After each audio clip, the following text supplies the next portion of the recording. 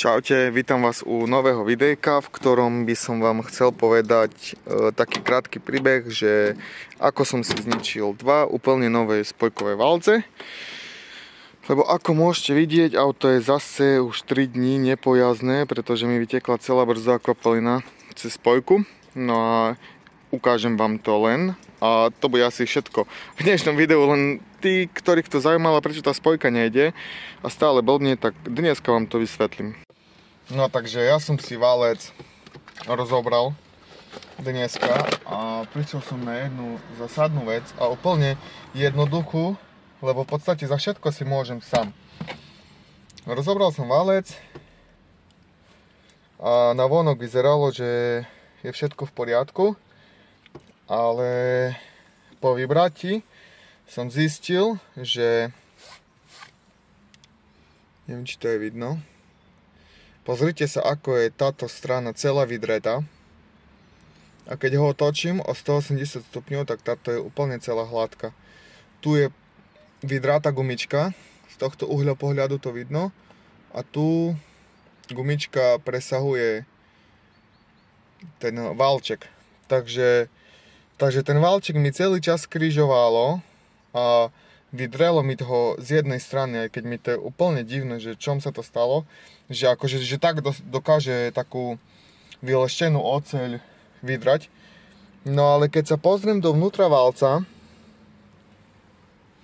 neviem, či to vy uvidíte, to by som asi musel so druhým telefónom zasvietiť.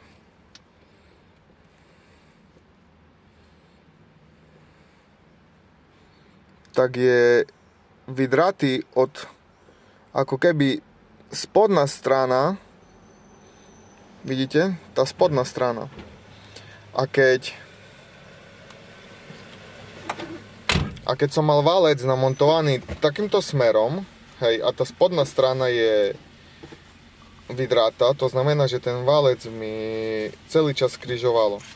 A križovalo mi to z toho dôvodu, pretože ja mám pružinku iba na ľavej strane.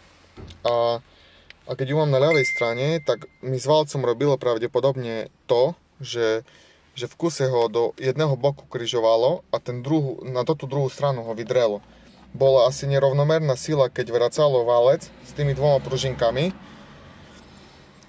A tým, že bola nerovnomerná sila, tak o jednu stranu sa to opieralo a ho vydrelo. Takže aspoň ja si to myslím, lebo obidva valce sú pravdepodobne takto z jednej strany zožraté. Napíšte mi, čo si vy o tom myslíte. Ja idem vymeniť druhý valec. Toto som vám len chcel tak obrazne vysvetliť, že by som vám to nikdy nerozpisoval, že čo to vlastne spôsobilo. No a budem už len dúfať, že keď tam založím obidva pružinky, ktoré už som zohnal za ten čas, takže ten tretí, teoreticky už tretinový valec niečo vydrží. Je to škoda, no škoda peňazí, škoda hlavne tých valcov, ktoré sa už bohužiaľ nedajú ani zrepasovať kvôli tomu, že sú takto poškodené. A to je asi z mojej strany všetko, takže ďakujem za váš čas a majte sa.